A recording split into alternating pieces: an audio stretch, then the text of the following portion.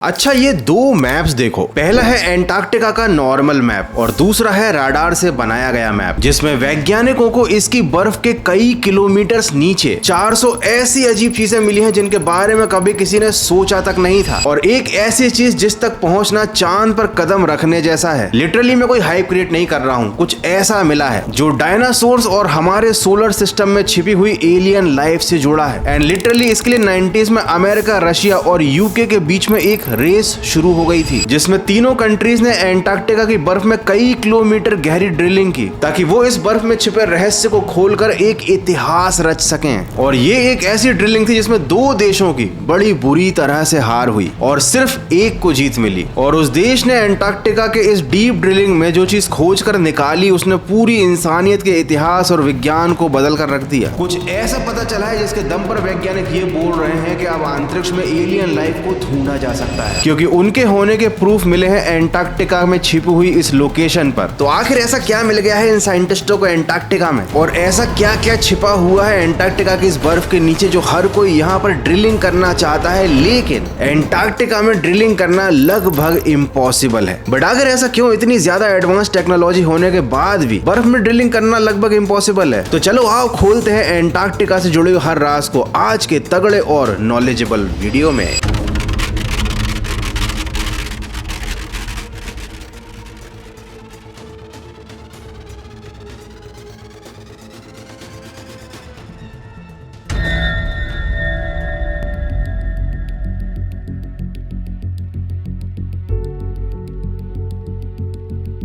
चौदह दिसंबर 1912, Antarctica. Temperature है -30 degree और बर्फीली तेज हवाएं चल रही हैं, जिनके बीच सफेद बर्फ की चादर पर 3 आदमी आगे बढ़ रहे हैं। ये है एक्सप्लोरर डगलस मॉसन और उनके 2 साथी निन्नीस और मर्ट्स। और ये तीनों यहाँ पर आए हैं एंटार्क्टिका का नक्शा बनाने के लिए। और ये अभी फिलहाल अपने बेस से करीब 500 किलोमीटर दूर एंटार्क्टिका की एक सुनसान जगह पर हैं। और इनमें निन्नीस जो है ना, वो सबसे पीछे चल रहा है, क्योंकि इसे एक भारी स्लेज अपने डॉग्स के साथ खींचनी पड़ रही है, जिन पर रखा है इन तीनों का खाना और इस जानलेवा माहौल में सरवाइव करने के लिए टेंट और बाकी का जरूरी सामान। सब कुछ नॉर्मल चल रहा था, तभी अचानक से मॉसन को, मतलब इस टीम के लीडर को, एक अजीब सी आवाज सुनाई देती है। जब उसने पीछे मुड़कर देखा तो उसकी सांसें रुक गईं, क्योंकि उनके पीछे ना स्लेज थी ना डॉग थे, और उन दोनों को साथ लेकर चलने वाला निन्नीस भी कहीं दिखाई नहीं दे रहा था, मानो वो अचानक कहीं गायब हो गया। तभी मॉसन की नजर पड़ी सफेद बर्फ पे बनी हुई एक डरावनी दरार पर, जो करीब 100 फीट से भी ज्यादा गहरी लग रही थी। इसके अंदर था डरावना अंधेरा, और सबसे बड़ी बात तो कुछ देर पहले तक ये लोग जब यहाँ से निकले थे तो यहाँ कोई दरार नहीं थी। इसका मतलब निन्नी इस दरार के अंदर समा चुका था और पॉसिबली नीचे जाकर ऊपर जा चुका था। जरा इमेजिन करो ये कितना डरावना है, जिस जमीन को तुम सख्त और सॉलिड मानकर चल रहे हो, तुम्हारे वजन की वजह से उसमें दरार पड़ जाती है और तुम उसमें मौजूद सैकड़ों फीट गहरी खाई में अंधेरे में और ठंड में समा जाते हो, और यहाँ तुम्हारी मदद कोई नहीं कर सकता। अब मॉसन ने अपनी पूरी कोशिश करी उस अंधेरी खाई में, उसने निन्नीस को कई बार आवाजें दी, लेकिन कोई जवाब नहीं मिला। आई तो वहाँ नीचे से एक घायल कुत्ते की आवाज। अब यहाँ केवल निन्नी दरार में नहीं गिरा था, उसके साथ गिरी थी वो स्लेज जिसमें था सारा खाना, सारा जरूरी सामान, और उसके बिना ये लोग भी मर सकते थे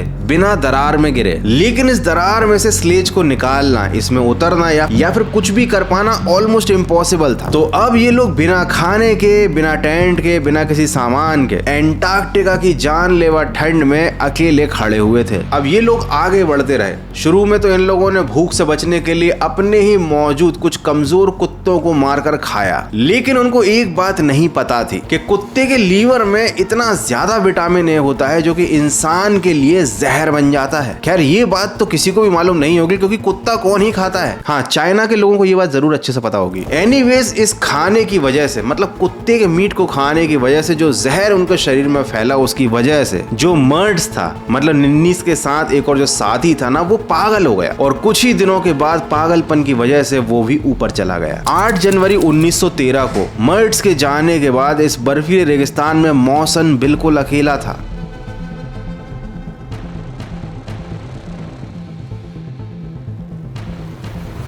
उसके पैरों के तलवों की चमड़ी उतर चुकी थी, पूरी स्किन अलग हो गई थी। उसका हाल भी मरने जैसा था। उसने अपनी चमड़ी को वापस अपने पैरों में पहना, फिर मोजे पहने, जूते पहने और बर्फ में चलता रहा क्योंकि वो हार नहीं मानना चाहता था। मतलब ये लाइन बोलते समय मैंने जो सीन इमेजिन किया ना, मुझे खुद गुदगुदी सी हो गई, अंदर गूज़बम्प्स से आ गए कि मतलब चमड़ी उतर गई और उसको वापस पहन लिया। और इसी हाल में वो 160 किलोमीटर चला बर्फ में, और जब वो वापस अपने बेस पर पहुंचा ना, तो उसकी इतनी बुरी हालत हो गई थी कि उसकी खुद की टीम के लोग उसे नहीं पहचान पा रहे थे। अब यहाँ पर मौसन किसी तरह बच गया, लेकिन उसे इस बात का बिल्कुल भी अंदाजा नहीं था कि एंटार्क्टिका की जिस जानलेवा नीची छिपी दुनिया ने उसके दोस्त निन्नीस को निगल लिया था, जिसकी वजह से उसके दूसरे दोस्त मर्ट्स की जान गई थी, और वो खुद मरते मरते बचा था उस एंटार्क्टिका की वजह से, और उसकी गहराइयों में छिपी मिस्टीरियस एलियन वर्ल्ड तक पहुंचने की रेस की वजह से दुनिया के 3 ताकतवर देश एक दूसरे के आमने सामने खड़े होने वाले हैं। तो बात है 1960 की। साइंटिस्टों ने एंटार्क्टिका के ऊपर ऐसे प्लेन्स उड़ाए जिनमें एक स्पेशल राडार लगा था, और ये राडार ना बड़ा खास था। ये बर्फ के आर पार देख सकता था। जब इस राडार से मिले डेटा के बेस पर एक पिक्चर बनाई गई, तब साइंटिस्टों को पता चला कि एंटार्क्टिका की जो बर्फ की सीधी सपाट लेयर है ना, उसके नीचे सीधी सपाट जमीन बिल्कुल नहीं है। यहाँ पर तो बर्फ के नीचे पहाड़ छिपे हुए थे जो हिमालयंस के बेल्ट जितने बड़े हैं। एक खाई है जो अमेरिका के ग्रैंड कैनियन से भी गहरी है, और कुछ जगह तो राडार का सिग्नल बिल्कुल ही अलग था। ये सिग्नल दिखा रहे थे एकदम फ्लैट, स्मूथ, शीशे जैसी चिकनी सतह। ऐसा लग रहा था जैसे किसी लिक्विड की सतह से राडार के सिग्नल्स टकरा रहे हों। लेकिन एंटार्क्टिका की जमी हुई बर्फ में माइनस टेम्परेचर में 4 किलोमीटर नीचे आखिर लिक्विड जैसा क्या हो सकता है। बट 1990 तक सैटेलाइट्स, रेडार और अर्थक्वेक रीडिंग, इन सारे डेटा ने मिलकर कंफर्म कर दिया कि सच में एंटार्क्टिका की बर्फ के नीचे पानी है, और सिर्फ एक जगह नहीं, 400 से ज्यादा ऐसे स्पॉट्स मिले। मतलब 400 सीक्रेट लेक्स, और इनमें एक लेक सबसे ज्यादा बड़ी और सबसे ज्यादा अलग थी, जिसका नाम था लेक वोस्तोक। अब तुम बोलोगे गौरव भाई, इस लेक का या इस पानी मिलने का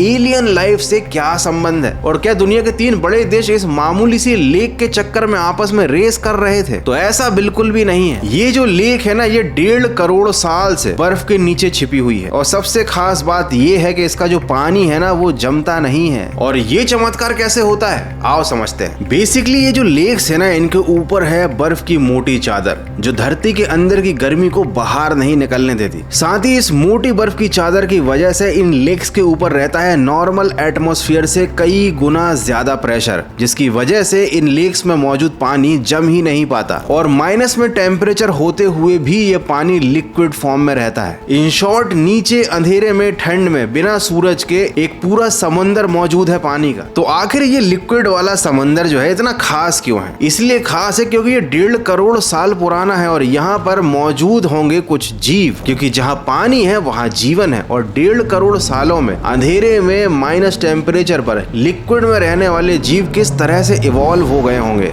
या कहूँ तो किस तरह के जीवों में वो बदल गए होंगे। साइंटिस्ट ये जानने में बहुत इंटरेस्टेड थे, क्योंकि इसी से हमें ऐसे ग्रहों पर मौजूद जीवन की खोज करने में सफलता मिल सकती थी जहां पर बहुत ज्यादा ठंड रहती है। और इस राज का पर्दाफाश करने का एक ही तरीका था, ड्रिल करो, बर्फ की दीवार को तोड़ो और अंदर चले जाओ। लेकिन ये कहने सुनने में जितना सिंपल है, उतना ही ज्यादा मुश्किल ये करने में है, क्योंकि अगर ड्रिलिंग के दौरान ऊपर वाली दुनिया का, यहाँ से हम आते हैं, एक भी बैक्टीरिया अगर इस 1.5 करोड़ साल पुरानी लेक में चला गया, तो यहाँ का पूरा इकोसिस्टम बर्बाद हो जाएगा, खत्म हो जाएगा। मतलब यहाँ से एक भी कण गंदगी का नीचे नहीं जाना चाहिए लेक में, फिर भी खुदाई करनी है, ड्रिलिंग करनी है। दिस साउंड्स इम्पॉसिबल, लेकिन 3 बड़े देश ये काम करने के पीछे पागल थे। रशिया ने कहा वो ड्रिल करेगा 4 किलोमीटर गहरी सबसे बड़ी लेक वोस्तोक में, ब्रिटेन ड्रिल करेगा 3 किलोमीटर नीचे मौजूद लेक एल्सवर्थ में, और अमेरिका ड्रिल करेगा 800 मीटर नीचे मौजूद सबसे कम गहराई पर मौजूद लेक विलंस में। 3 देश, 3 लेक्स, अलग अलग गहराइयां। तो आखिर इस रेस में कौन जीता? इन तीनों देशों को खुदाई करने के बाद हाथ क्या लगा?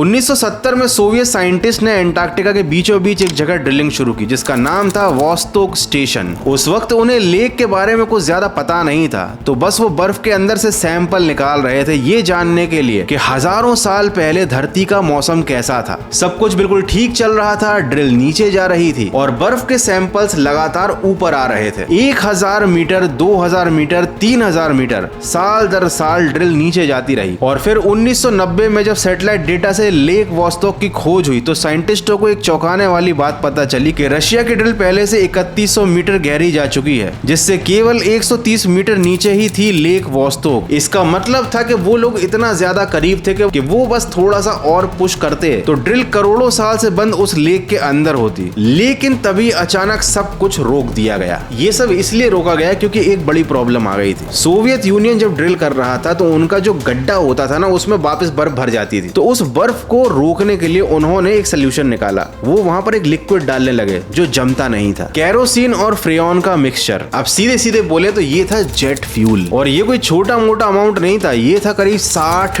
Ton jet fuel liquid form में। अब सोचो, जैसे ही ड्रिल करके वो मशीन, मतलब ड्रिल मशीन लेक के अंदर जाती, वो पूरा लिक्विड लेक के अंदर चला जाता और 150 साल पुराने इकोसिस्टम की वाट लग जाती है। लोग सोच रहे थे कि एक भी बैक्टीरिया लेक में नहीं जाना चाहिए और यहाँ पर 60 टन जेट फ्यूल चला जाता उस लेक में। तो दुनिया भर के साइंटिस्टों ने रशिया को कहा कि भैया रुक जाओ, तुम्हारा ये तरीका बिल्कुल भी सही नहीं है। एंड लिटरली इस चीज के ऊपर 10 साल तक बहस चली। कितना फालतू टाइम होता है ना लोगों के पास। रशिया के अपने तर्क थे, वो कह रहा था कि भाई ये जो केरोसिन है हमारे लिक्विड में, ये पानी से हल्का होता है, ये ऊपर आ जाएगा। लेकिन बाकी साइंटिस्टों का कहना था कि ये जो फ्यूल है ये ऐसी लेक में नहीं जाना चाहिए। लेकिन रशिया ने किसी की नहीं सुनी। फाइनली 2012 में उसने बोला कि मैं तो भाई छेद करने वाला हूं, और उन्होंने ड्रिल को पुश कर दिया। ड्रिल ने लेक की सतह तोड़ दी। अब ये जो लेक का पानी है ये 1.5 करोड़ साल से बर्फ के नीचे दबा था, पूरे प्रेशर में था ये, और 4 किलोमीटर मोटी बर्फ की दीवार के नीचे। जैसे ही छेद हुआ, पानी प्रेशर से इतना तेजी से रिलीज हुआ कि उससे पहले उसके ऊपर जो केरोसिन था ना वो बाहर आ गया,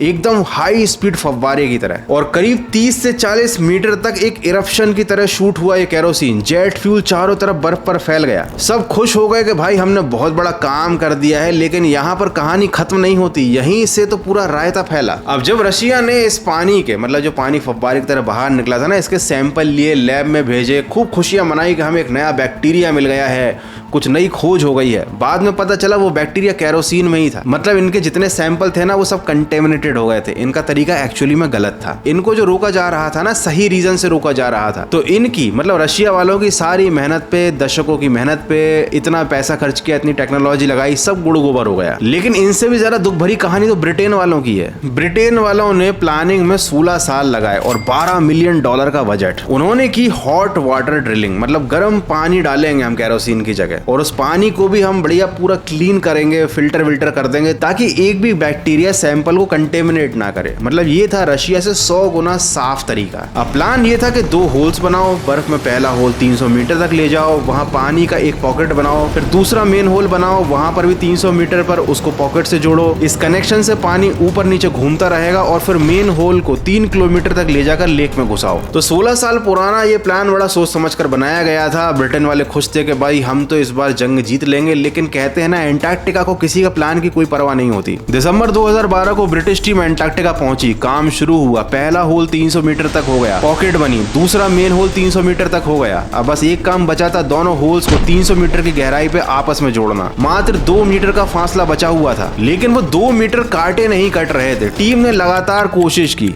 10 घंटे, 20 घंटे, 40 घंटे, ना कोई सोया ना कोई रुका। 24 दिसंबर क्रिसमस की ईव तक आ गई और जब किसी ने फ्यूल टैंक चेक किया तो पता चला कि इन 40 घंटों में वो 2 मीटर की खुदाई करने के चक्कर में इतना ज्यादा फ्यूल जला दिया था इन लोगों ने कि अब अगर ये दोनों कमरों को जोड़ भी दें तो भी असली गहराई तक पहुंचने के लिए इनके पास फ्यूल ही नहीं बचा। मतलब इनका पूरा प्लान फेल हो गया और 25 दिसंबर 2012 को ब्रिटेन ने इस पूरे के पूरे मिशन को कैंसिल कर दिया। बोला कि भैया हो गया जो होना था, अब वापस आ जाओ। $12 मिलियन 16 साल की प्लानिंग डूब गई 2 मीटर के गैप की वजह से। और अमेरिका भी कोई कम नहीं था। इसका नाम था विजार्ड विजार्ड, इसमें 13 साइंटिस्ट थे। एक नासा की स्पेस साइंस प्रोग्राम की टीम शामिल थी, 8 अलग अलग यूनिवर्सिटी से आए बड़े बड़े साइंटिस्ट। इन सबका टारगेट एक था, वेस्ट एंटार्क्टिका में 800 मीटर बर्फ के नीचे मौजूद इस लेक तक सबसे साफ तरीके से पहुंचना और बाकी देशों को दिखा देना कि अमेरिका इज बेस्ट। इसके लिए उन्होंने सबसे साफ तरीका निकाला। इन लोगों ने सफाई का वो लेवल मेंटेन किया जो नासा वाले करते थे। हर इक्विपमेंट को हाइड्रोजन पेरोक्साइड में साफ किया, सील्ड बैग में बंद किया, ड्रिलिंग का पानी कई फिल्टर से गुजारा, यूवी लाइट से हर बैक्टीरिया को मारा और फाइनली 21 दिसंबर 2013 को जो ड्रिलिंग शुरू हुई थी वो सक्सेसफुल हुई। ड्रिल लेक के अंदर चला गया और अमेरिका वालों ने वो कर दिखाया जो बाकी दो देश नहीं कर पाए। अंदर का नजारा एकदम अलग था, दूसरी दुनिया जैसा। साफ पानी, कोई हलचल नहीं, कोई रोशनी नहीं, शायद करोड़ों साल से वहां कुछ हिला तक नहीं था। और उसके बाद निकाला गया यहाँ से पानी का सैंपल जो कि दुनिया में पहली बार माइक्रोस्कोप के नीचे रखा गया जांच करने के लिए।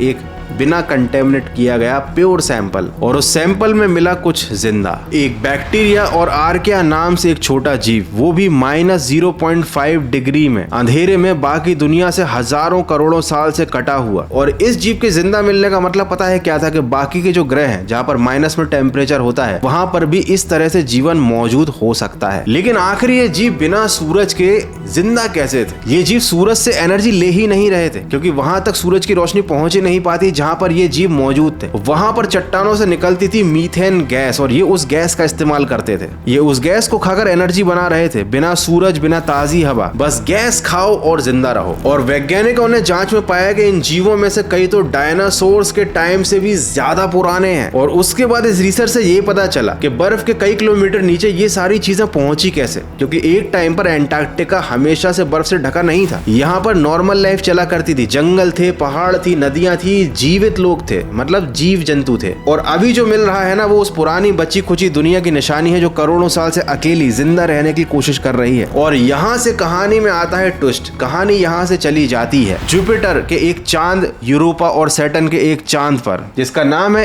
एनसेडलस। इन दोनों पर बर्फ की मोटी परत है और इसके नीचे है पानी का समंदर, बिल्कुल वैसा जैसा कि एंटार्क्टिका के नीचे था। और नासा के साइंटिस्टों का कहना है कि विजार्ड ने जिस तरीके से साफ ड्रिलिंग बिना गंदगी के सैंपल निकाला था वही तरीका यूरोपा और एनसेडलस के बर्फ के चादर को तोड़ने के काम आएगा। मतलब ये जो कुछ भी हुआ था ना एंटार्क्टिका में, ये एक रिहर्सल था। और अब इन दोनों जगहों से, मतलब यूरोपा से और एनसेडलस से जीवन की खोज की जाएगी। सबसे अकेली जगह पर जिंदगी मिलने की संभावनाएं ढूंढी जाएंगी। और तुम खुद सोचोगे ये तो केवल एक लेक की कहानी थी, एंटार्क्टिका में ऐसी 400 लेक्स हैं और इन 400 लेक्स में क्या क्या छिपा मिल सकता है, ये सच में सोचने पर मजबूर कर देने वाला है। तुम खुद सोच कर देखो ना, जब सिर्फ एक लेक में इतना कुछ मिला तो बाकी लेक्स में क्या क्या छिपा हो सकता है।